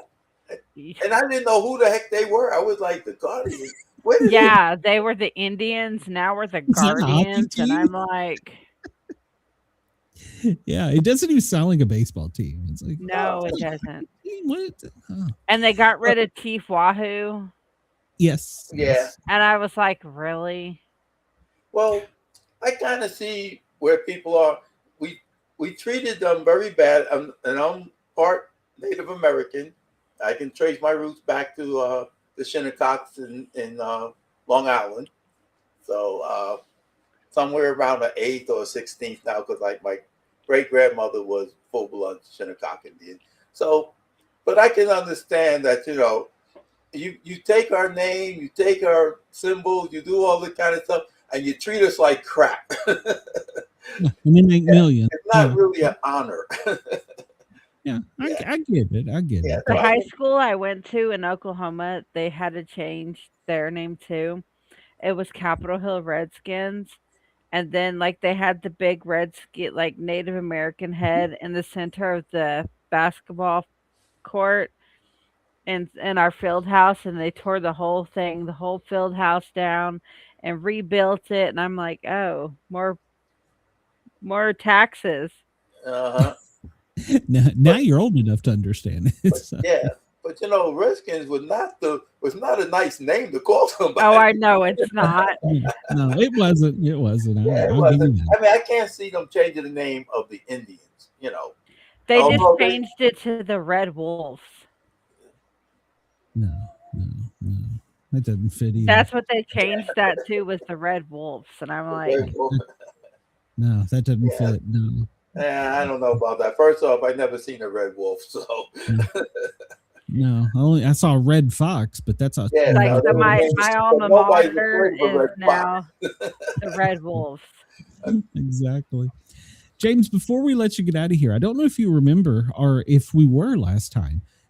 We're live on Dare Talk Radio in Australia, in Radio X Country in Australia. We have quite the following there. So if people were interested, which we hope they are, where can they find your stuff in Australia? Amazon. Okay. As much as I hate Amazon. He's on Kindle also. Yeah, I'm on Kindle. And his first book and then this series he's working on is on Audible. Yeah, so they can download an Audible book. They can find me on Kindle. I don't know if they had Barnes and Noble down there. But they can also contact me through Rock Hill Publishing and buy the book directly from the publishing company. I'll send it to Australia. So if I buy your books, will you sign them and send them to me? Yes. Okay. I have to get your. Go on the Rock Hill Publishing, and in the comments say "sign copy, please," and I will sign the copy. Awesome. All right. So have you got a paranormal story for us as well?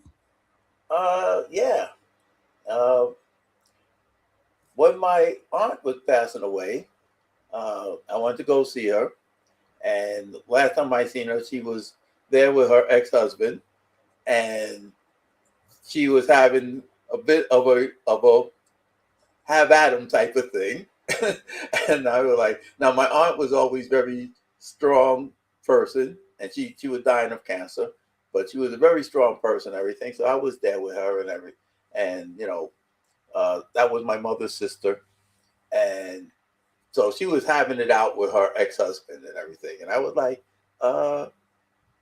Aunt Lonnie, you think this is the type of thing to say? You're close to God now and getting closer every day. And she was like, well, if not now, when? And I was like, okay, true. And I was going to leave. And I said, well, I'll just go, And she said, no, you can hear this. You're old enough. And I was in my 20s or so. And so she had it out with him and everything. And then he left because, after all, he had been put in place. And so I was sitting there and everything. And I was like, I was telling her, all right, I'll come back. I'll see you tomorrow. I'll be back tomorrow. And she was like, no, that's okay. No need to. I'm like, no, I'll come back tomorrow. It's no problem. I want to spend as much time with you as I can. So I'll be back tomorrow. And then the next day, I'm sitting at work because I'm planning to go up there after work and everything.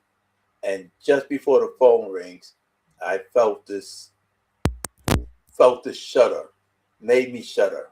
And I felt, a presence go through me. And then the phone rings, and and I pick it up and I say, "I know, Ma." It was my mother calling me, but I just said, "I know, Ma. I know." And she said, "Yeah, we're here now. She just passed." Wow. I said, "I know. She came this way." And that was my most memorable paranormal experience. The other stuff came from, doing too much of other stuff. But that one, clear-headed, Yeah, well, and that's not a creepy type either. That's kind of one that makes you feel comfortable. Or, well, I don't know if comfortable is the right word. It's comfort, maybe not comfortable. Yes. Yeah. And it makes you think that, maybe there is something more to this life than just what we see and what we know. And maybe we should behave ourselves. I always try to do good, As Led Zeppelin says, I never try to do no harm. Yep. I never try to do no wrong. Yeah. Well, that's the way. I'm trying to do the old Norse way, live the old way a man should be. So yeah. Well, me too, but you have to die in battle to get into heaven. And that's, you go to Valhalla, Yeah, I kind of got taken out of the fight there at the fire department. So yeah. Yeah. That's happened with me. So I try to, but that part of it is like, okay, I have to die in battle. Yeah. Well, at one time that wasn't too hard to do, but now it's like, the battle's going to be very quick and probably painful for me. So I think I'll avoid that. We're older. When there was a time when I could have probably won some of the battle, at least I would have been okay with it. But now it's just going to take a beating, and who wants that? Exactly. It's going to hurt so much more, and I'm probably going to live. Damn it. So. Yeah, and then you don't die, and then what happens? Exactly. Beat up for nothing. So how long do you anticipate it'll be before your next book comes out? Probably sometime before the summer. Let's put it that way. I'll be working on the next book. I'm going to go back and finish that Gemstone series. I'm going to write the Diamond Warrior had been going around in my head now. That story had been working in my head. The House of Sun and Shadow, I actually got a second book coming out in that one. So that looked like it's going to become a series too. But I'm going to concentrate on finishing the Gemstone series because, I have to finish at some point. and I really want to write the House of Sun and Shadow. So I'm going to finish the Gemstone series, get that one done, and then I can have time to work on the next two. And I should get back to writing sci-fi. Yeah. I keep saying that, but I keep writing other stuff. Well, when you do, you've got my email. Shoot me a message. We'd love to have you back on. Oh, sure. Because you're a blast. To talk with, as far as you've got so much experience with everything from murder to football. So yeah, I would love to have you back on. So. All right. I told one person, and this would be my swan song out of here, I guess. I told one person, they were talking about murder and all that kind of stuff, and I was like, yeah, it's like, so would you bury people in your backyard? I said, sure. You bury them vertically because, you get more people back there. Just got to dig the hole deeper. So. Well, that is the problem. You have to dig a little deeper, but, you get many more bodies back there. It's funny you say that. I had a friend message me on Facebook recently and go, hey, you know about public safety stuff, don't you? And I said, yeah, a little bit. And he goes, do all police officers have ground radar where they can search the ground? I'm like, wait, what? I was like, where's your wife? All right, James. Well, thank you for coming back on. It's always a pleasure to have you on. And unfortunately, I won't root for your Giants, but I will definitely. We play this weekend. Yo, we do, don't we? We do. I we might play have this to. Weekend. I might have to email you. We're gonna. Well, I don't know. I may have to root for you guys because I still want that first pick. Yeah. Well, who can lose worse is the problem. That's the problem. Tie. Yeah. I used to be able to say at least we're not Washington. You know, now I can't say that because you guys are ahead of us. Oh, we'll have to send a message back and forth and go at it some. But I have a friend that's a Cowboys fan, and he can't understand the hate and animosity. I'm a good friend of his, but when it comes to that, oh man, drop a nuclear bomb on them. Screw you on that day. I have nephews. and stuff who are Cowboy fans. I would talk to my sister. My nephew was there, and she got very mad because we started going back and forth about football. She hates football. The old-fashioned rivalry isn't what it used to be. I'm a Cowboys fan, Glenn. If I had authority to eject you from the show, I would. You're a Cowboy fan? No, I'm only a Cowboy fan by being raised one, because my grandfather was a diehard Cowboy. Well, that's how it is. You know, everybody in my family is Giant fan, or else they're not in my family. And then including my nephew. And then my kids' side of the family are all Browns fans.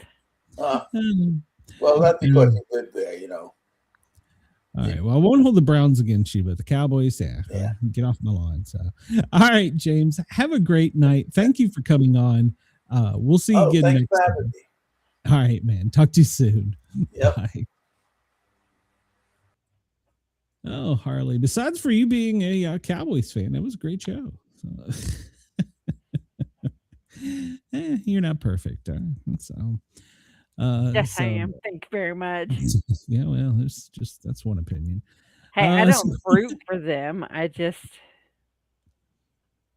when I think about my grandpa when they play. So, yeah, I guess there's that. My kids don't think about me when they hate football. They hate sports. So I'm not a big sports fan though. So, well, I want to thank everybody in Australia for allowing us to tune in and to WRFN, WZQR.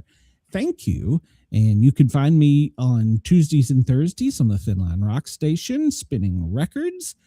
So go to www.thethinlinerockstation.com, noon till 2, and check me out there, spinning records. And then I will be back here tomorrow playing with the Sportcat Daily Gazette. And then we'll start the whole thing over and go round and round for another week. Harley, where are you going to be? Saturday we have 1957 music bracket part 3, 2, I don't know, 2 I think it is. Okay. Well, everybody go over and check out Harley's show. And once again, to Dare Talk Radio, Radio Australia, thank you guys and gals for tuning in. And we will see you tomorrow with Sportcat's Daily Gazette. Everybody on YouTube, hang around a second because, well, the go live button is not there again. Everybody have a great night in Australia, or day in Australia. And I will see you tonight on the Sportcat Daily Gazette.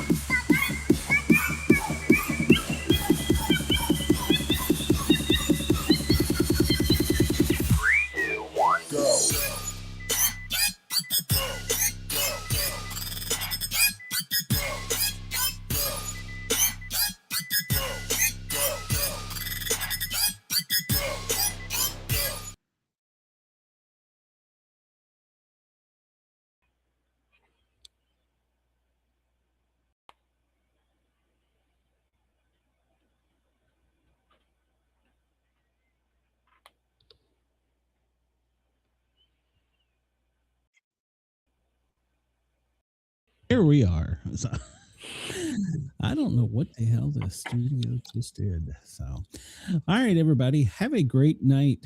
Where is that? Where did that logo come from? I have no idea. What the heck? All right, everybody. Have a great night. I'm going to hit end stream and we will see you tomorrow.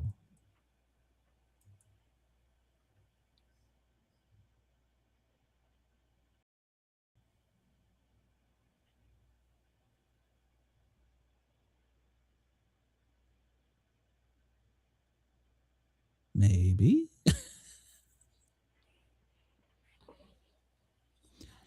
Well, this is more than a technical glitch.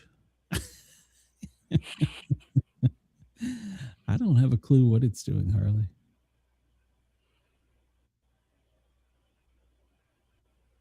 Oh, for the love of God. Hang on.